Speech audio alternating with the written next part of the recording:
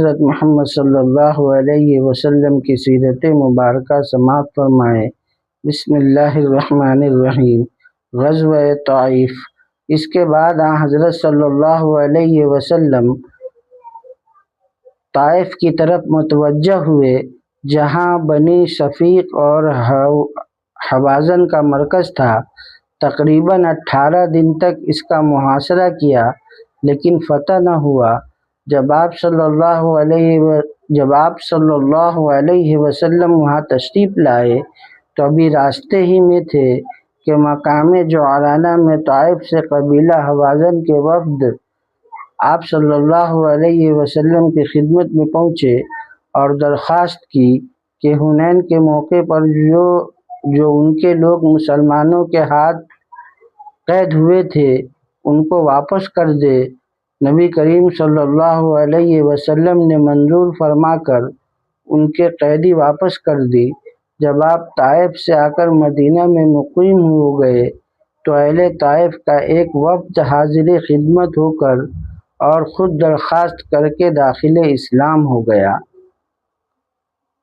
عمرہ جعرانہ۔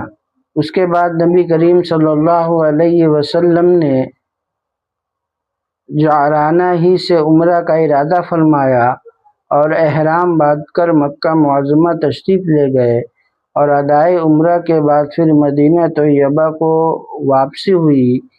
6 ذی القعدہ 8 ہجری کو مدینہ میں داخل ہوئے۔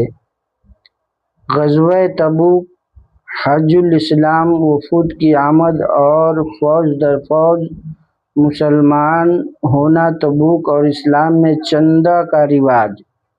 طائف سے واپسی کے بعد سن 9 ہجری کے نصف تک مدینہ میں مقیم رہے۔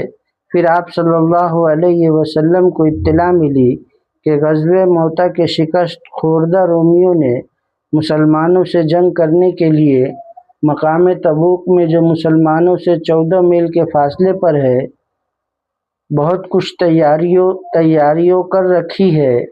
رسول اللہ صلی اللہ علیہ وسلم نے جہاد کی تیاری شروع کی، لیکن اس وقت مسلمان قحط سالی کی وجہ سے نہایت تنگ دست تھی اور افلاس کی حالت میں تھے، اور اس پر مزید کہ یہ سخت گرمی پڑ رہی تھی، لیکن جان نثاروں کی جماعت تھی کہ اس کے باوجود بھی جہاد کی تیاریاں شروع ہو گئی۔